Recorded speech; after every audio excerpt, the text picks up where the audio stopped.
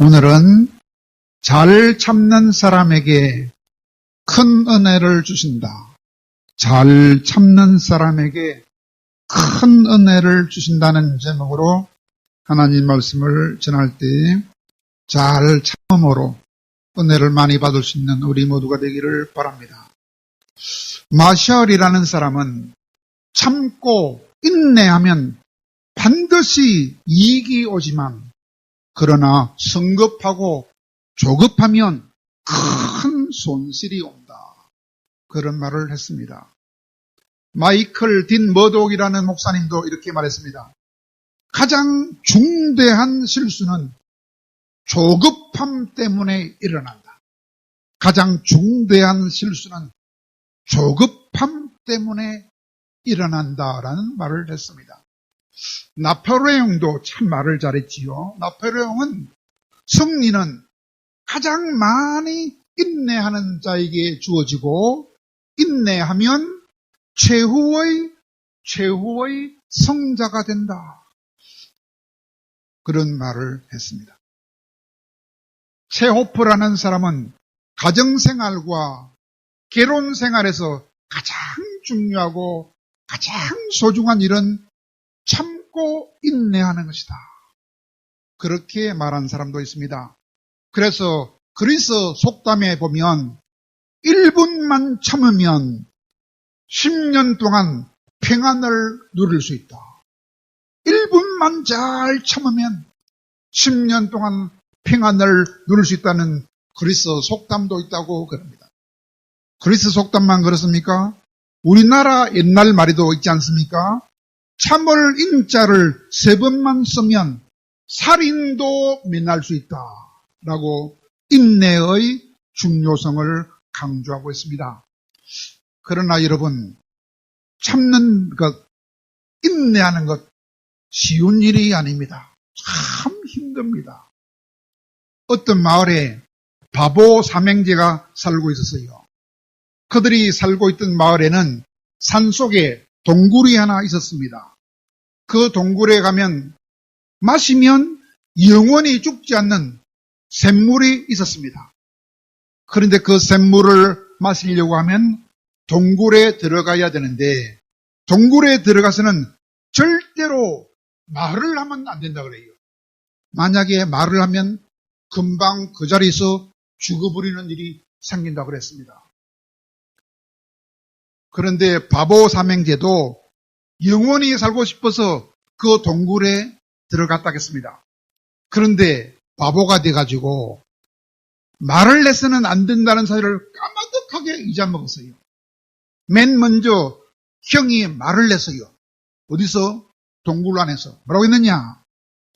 여기서는 절대로 말하면 안 돼 라고 말을 하다가 그 자리에서 적사하고 말았습니다.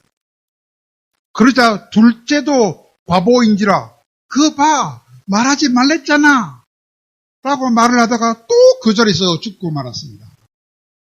그러자 셋째도 또 말을 참지 못하고 이야 나만 살았네 라고 말을 하다가 그 자리에서 적사하고 말았습니다. 참 사람은 말을 잘 못 참아요. 어찌 그리 말을 하고 싶어 하는지. 그 사실을 알게 된 동네 사람들이 그 바보 삼형제의 시체라도 찾아 나오기 위하여 동굴에 들어갔다 합니다. 누가? 동네 이장님하고 동네 사람들이 함께 들어갔다 그랬습니다. 동굴 안에 들어가서 이장님이 먼저 또 말을 했어요. 뭐라고 말을 하냐? 여러분, 여기서는 말하면 안 됩니다. 여기서 말하면 죽으니까 절대 말하면 안 됩니다. 하고 말했어요. 그러자 동네 사람들이 네, 알았습니다. 또 말을 했는기라. 그러자 동네 이장도 죽고 동네 사람도 다 죽고 말았습니다. 얼마나 말을 하기를 참지 못하는지. 그 동네 사람들만 그렇습니까? 잘 참지 못하기로 유명한 민족이 누군지 압니까?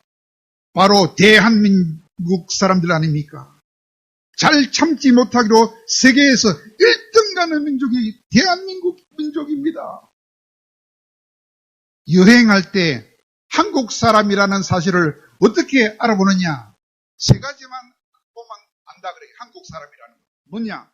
가이드가 설명을 할 때 좀 찐득하게 듣지 못하고 중간에 말을 가로막고 또 질문하는 거예요. 그런 사람은 한국 사람밖에 없다. 또 어떤 사람이냐? 식당에 들어가서 음식을 주문할 때 빨리빨리 주문하세요. 빨리빨리 재촉하는 사람은 한국 사람밖에 없어요. 음식이 나오자마자 20분 안에 후닥닥 다 먹어버린 사람도 한국 사람밖에 없어요. 참 한국 사람은 성급합니다. 또 비행기가 착륙하자마자 급히 안전벨트를 풀고 자리에서 제일 먼저 일어나는 사람은 한국 사람이에요. 이런 조급성을 제발 다 버리시고 오래 참는 인내의 훈련을 잘 받음으로써 참된 복을 받을 수 있는 우리 모두가 되기를 간절히 바랍니다. 오늘 본문은 야고보서라는 성경인데 야고보가 누굽니까? 예수님을 낳아주신 어머니 마리아, 그 마리아의 몸을 통하여 자녀들이 또 태어났어요. 그 중에 한 사람이 야고보였습니다. 그 야고보는 예수님을 처음에는 믿지 않았습니다. 예수님이 하나님의 아들이라는 사실을 동생면서도 믿지 않았습니다. 언제 믿었느냐? 예수님이 부활한 다음에야 비로소 이야 우리 형님이 그냥 형님이 아니고 하나님의 아들이구나 믿게 되었습니다. 오늘 본문인 이 야고보서를 통하여 하나님이 우리에게 뭐라고 말씀하십니까? 한마디로 뭐라고 말씀하십니까? 시험이 올 때에 시험을 끝까지 잘 참아라. 시험이 올 때에 끝까지 시험을 잘 참아라. 라고 하나님은 오늘 우리에게 말씀하십니다. 그래서 오늘은 왜 우리가 시험을 참아야 하는지 이유를 알아보고 또 어떻게 참아야 하는지 방법을 알아보고 그래서 시험을 잘 참는 자에게 주시는 놀라운 복을 알아보고 그 복을 받을 수 있는 우리 모두가 되기를 바라는 것입니다. 첫째로 왜 우리는 시험을 잘 참아야 할까요? 그것은 시험을 통하여 두 가지 축복을 받기 때문입니다. 첫째 어떤 복을 받습니까? 시험을 잘 통과하면 우리의 믿음이 온전하여져서 하나님이 우리를 너는 온전한 사람이다. 온전한 사람이 될 수 있기 때문에 시험을 잘 참아야 합니다. 뿐만 아니라 시험을 잘 참으면 하나님이 우리들에게 놀라운 복을 주시기 때문입니다. 어떤 놀라운 복을 줍니까? 영원히 기쁨을 누리며 영원히 살 수 있는 생명의 면류관을 주시기 때문에 이야 최고상이 생명의 면류관이라 그 상을 받을 수 있기 때문에 우리는 시험을 끝까지 잘 참아야 하는 것입니다. 두 번째로는 어떻게 시험을 참을 수 있을까요? 한마디로 말하면 끝까지 인내하는 것입니다. 우리 성도들이 가져야 할 가장 중요한 덕목은 인내입니다. 사랑의 15가지 성품 중에서 처음도 사랑은 언제나 오래 참고 오래 몸 참으면 사랑할 수 없어요. 사랑은 언제나 오래 참는 것입니다. 그 중간도 무엇입니까? 끝까지 참 마지막은 모든 것을 참아내는 것입니다. 그것이 사랑입니다. 사랑하는 자는 끝까지 인내할 수 있어야 합니다. 왜냐하면 인내하여 믿음이 온전하게 되고 큰 축복을 받을 것을 기대하면 우리는 기쁘게 인내할 수 있습니다. 이야, 그런 큰 상을 받다니 그것을 알면 기쁜 마음으로 인내할 수 있어야 합니다. 우리가 끝까지 인내하면 믿음이 온전하게 되고 온전한 자로 인정받으며 큰 복, 가장 큰 복, 영생의 멸관을 타는 그것을 기대한다면 우리는 어떤 시험이라도 원망하지 말고 불평하지 말고 인내할 수 있는 것입니다. 그러면 세 번째로 누가 인내의 삶을 살아서 놀라운 상을 받았습니까? 오늘 야고보 사도는 야고보 5장 7절과 8절을 11절을 통하여 7절과 11절을 통하여 세 가지 종류의 사람을 소개하고 있습니다. 먼저 누가 그런 상을 받을 수 있느냐? 농부들이 그런 상을 받는다 그랬어요. 왜? 농부들이 봄이 되어서 파종을 하고 가을에 수확을 할 때까지 오랜 기간 동안 참으며 수고를 해야 하기 때문입니다. 그동안에 많은 자연적인 재해와도 싸워야 합니다. 제가 농사를 조금 지어봤는데 대학볕에서 좀 서 있으니 다리가 시커멓게 타버리더라고요. 얼마나 수고를 하며 참아야 하는지 모릅니다. 그런 오랜 인내를 한 다음에야 비로소 귀한 열매를 맺기 때문에 농부들을 본받아라. 또 한 사람은 누굴까요? 구약에 나오는 많은 선지자들입니다. 많은 선지자들은 사람의 눈치를 보지 않고 하나님의 말씀을 그대로 대언해 주다가 수많은 핍박을 받았습니다. 바른 말 알려주다가 감옥에 갇히고 굶기도 하였습니다. 그러나 그들은 육신은 죽여도 영혼은 죽이지 못하는 그런 사람들을 두려워하지 않았습니다. 신앙의 정조를 버리지 않았습니다. 끝까지 인내하다가 마침내 목숨을 바치는 고통도 당했습니다. 그런 자들은 하늘에 올라가서 생명의 면류관, 영생의 면류관을 받았던 것입니다. 뿐만 아니라 우리가 잘 아는 욥이라는 사람도 그랬습니다. 욥은 비록 극심한 고난을 받는 중에 너무 힘들어서 차라리 태어나지 말았더라면 하는 그런 마음도 들었습니다. 너무 힘들어서 하나님께 대하여 심한 불평도 했습니다. 욥기서 7장 11절에서 16절 보면 욥은 하나님에 대하여 불평의 말도 했습니다. 너무너무 힘들었기 때문에. 그러나 그 마음의 중심이 신앙의 불을 계속 끝까지 유지했기 때문에 그는 인내의 뿌리라고 하나님이 인정해 주셨던 것입니다. 욥의 인내를 배워라 라고 말씀했습니다. 그러므로 사랑하는 여러분, 우리들도 믿음이 온전해지고 놀라운 상을 받게 된다는 사실을 기억함으로써 끝까지 힘든 시간이지만 끝까지 많은 시련을 인내함으로써 승리할 수 있는 우리 모두가 될 수 있어야 되겠습니다. 그러면 우리에게 시험이 다가올 때에 인내를 이루기 위해서 특별히 조심할 것은 무엇이겠습니까? 한마디로 말하면 조급한 마음을 버리는 일이라고 할 것입니다. 왜냐? 우리가 연단을 받게 될 때에 오래 참지 못하고 마음이 조급해서 조급하게 굴게 되면 여러 가지 어려움을 다시 당할 수밖에 없기 때문입니다. 전에도 한번 이야기했지만은 개똥 때문에 살인사건이 일어난 적이 있습니다.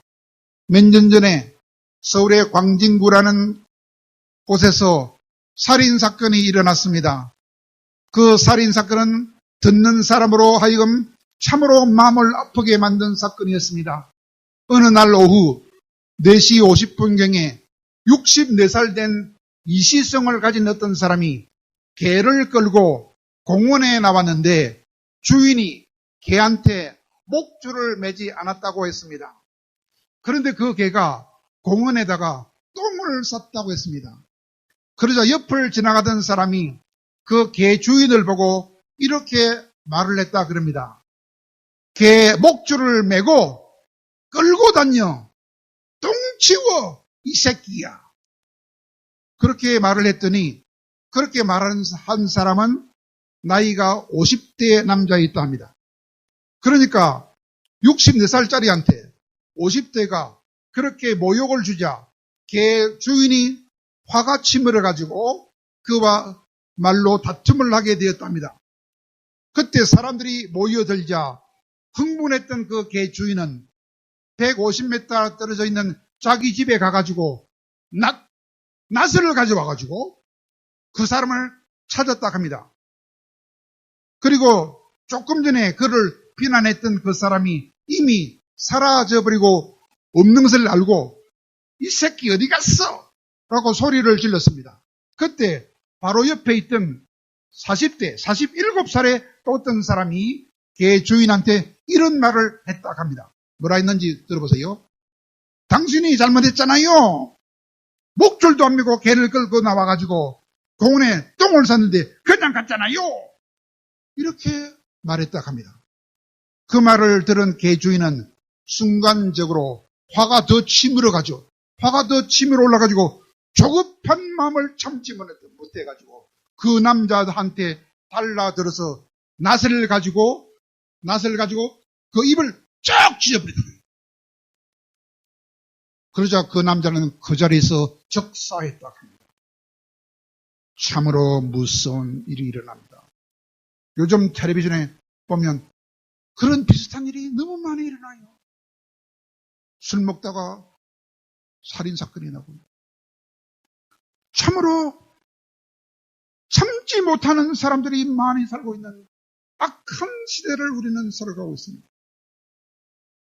조급함을 참지 못해서 낫으로 다른 사람의 입을 찢어버리는 그 제 개 주인도 참으로 악한 사람이지만은 그러나 바른 말은 했지만은 그러나 똑같이 조급함을 참지 못해서 화가 난 사람한테 입 바른 소리를 해가지고 분노의 불길을 질렀다가 자기 입이 찢어져 죽는 그런 불쌍한 사람도 있었던 것입니다. 그러므로 성경에서는 잠언 13장에서 이렇게 말합니다. 입을 지키는 자는 그 생명을 보존하나 입술을 크게 벌리는 자는 멸망한다. 뭐라고요? 자기 입을 잘 지키는 사람은 생명을 보존할 수 있지만 입을 크게 벌리는 사람은 멸망이 온다. 함부로 말하지 마세요. 또 잠언 26장에 보니까 길을 가다가 자기하고 상관없는 싸움에 간섭을 하는 사람은 개의 귀를 잡는 사람하고 같다고 해요. 개의 귀를 잡으면 물린다만 물려. 길 가다가 자기한테 상관없는 싸움에 간섭하면 자기가 죽습니다. 간섭하지 마세요. 잠언 14장에 보면 미련한 사람은 교만하여 입으로 매를 자청하고 지혜로운 사람은 입술로 스스로 보존한다 그랬어요. 그러므로 미련하고 교만해가지고 오래 참지 못하고 남의 일에 간섭하고 그래서 죽음을 당하는 불쌍한 자가 되면 안 된다 하는 것입니다. 마지막으로 그러면 시험을 이기기 위하여 특별히 우리가 힘쓸 일은 무엇입니까? 우리가 믿음이 온전해지고 또한 생명의 멸류관을 받을 것을 기대하면서 두 가지를 해야 됩니다. 첫째 무엇입니까? 우리 입술에 불평과 원망의 말을 거쳐야 됩니다. 절대로 불평이나 원망말 하지 마십시오. 그리고 인내하는데 어떤 마음으로 인내합니까? 기쁜 마음으로 인내하십시오. 이것만 참으면 좋은 일이 온다. 기쁜 마음으로 인내하십시오. 어떤 성도가 사업을 하다가 부도가 나서 사업이 망했습니다. 생활이 막막했습니다. 그래서 어떻게 하면 살고 생각하다가 출석하는 교회 목사님을 찾아가서 의논했습니다. 목사님, 이제 저는 살 길이 없습니다. 목숨을 걸고 돈을 벌고 싶어서 이제 내가 배를 타야겠습니다. 배를 타면 엄청 고통납니다. 돈은 많이 벌어요. 오늘부터 모든 것을 정리하고 배를 타겠습니다. 원양어선을 타겠습니다. 그러자 목사님이 그 성도한테 이렇게 말했습니다. 안 됩니다. 안 됩니다. 배를 타게 되면 하나님의 말씀을 들을 수 있는 기회가 사라집니다. 그러므로 여기서 다시 시작하십시오. 험난한 파도와도 싸울 결심을 했다면 여기 땅 위에서 다시 밑바닥부터 재출발할 수 있지 않겠습니까? 설사 사람한테 짓밟히더라도 하나님의 말씀에서는 결코 떠나지 마시기 바랍니다. 그렇게 목사님이 충고를 해 주셨습니다. 그러자 그 성도가 순종했습니다. 순종이 사는 길입니다. 순종해서 어떻게 했습니까? 정말로 최고 밑바닥 인생을 시작했답니다. 최고 밑바닥 인생이 무엇입니까? 노가다를 시작했다 합니다. 그 성도는 예배에는 한 번도 빠지지 않았다 했습니다. 말씀을 듣기 위하여 새벽 예배도 안 빠지고 수요 예배도 안 빠지고 금요 예배도 안 빠지고 예배에는 철저하게 참여했답니다. 그것은 결코 쉬운 일이 아니었습니다. 그러나 그 일이 자기가 살 길이라고 생각하고 믿고 예배에 계속 참여했습니다. 그러나 하나님께 순종한다고 생각하고 그렇게 할 수 있었던 것입니다. 목사님 말에 순종하는 것이 아니고 하나님 말에 순종해야지 하고 생각하면서 예배라는 예배는 다 참여했습니다. 그리고 노가다 일도 정말로 힘들었습니다. 그러나 그는 그에게 하나님이 기쁨을 주셨기 때문에 노가다 하면서도 마음속에 말씀으로 인한 기쁨이 왔기 때문에 무거운 들통을 덩어리에 짊어지고서도 기뻐서 뛰어다녔다고 합니다. 뛰어다녔어요. 힘이 어디서 나는지. 말씀으로 오는 힘이, 말씀으로 오는 기쁨이 넘쳐서 무거운 짐을 지고도 뛰어서 다녔다고 그랬습니다. 그때 주변 사람들이 그에게 이런 말을 했답니다. 여보게, 공사판 노가다는 그렇게 하는 게 아니라네. 쉬엄쉬엄 슬슬 다녀야 일당을 보장받을 수 있는 거라네. 그렇게 말했어요. 그러나 그 성도는 슬슬 일하지 않고 아주 열심히 뛰어다녔다고 했습니다. 기쁨으로 뛰어다녔다고 했습니다. 그러던 어느 날 그 회사 사장님이 현장에 나왔다가 그 사람의 그런 모습을 보았다고 했습니다. 그리고 그 회사 사장은 이렇게 말했어요. 아니, 내 평생 동안 노가다를 이렇게 기쁘게 하는 사람은 처음 봤다.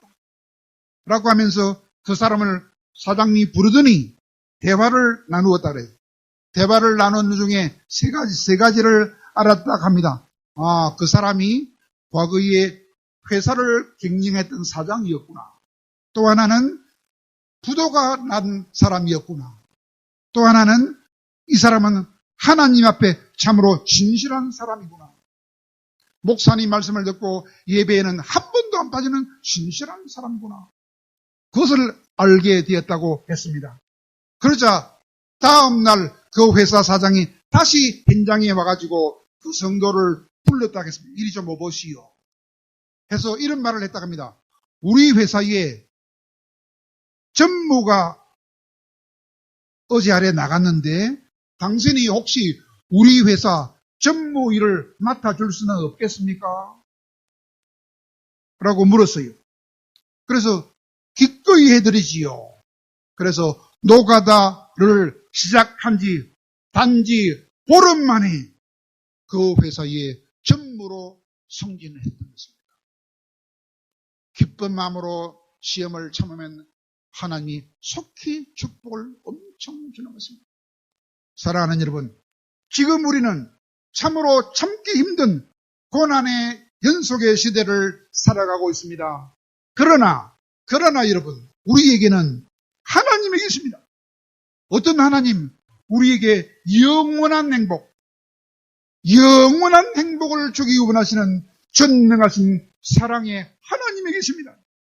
그러므로 우리에게는 어떤 시련이 와도 소망이 있습니다. 우리의 믿음이 온전해지고 영생의 멸류관을 얻을 수 있는 찬란한 소망이 있습니다.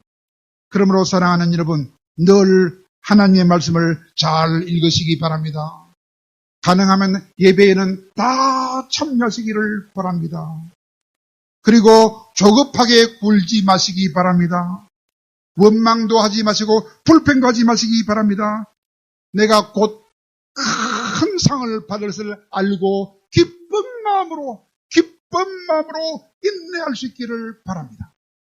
그리하여 놀라운 축복을 받는 우리 모두가 되기를 간절히 바랍니다.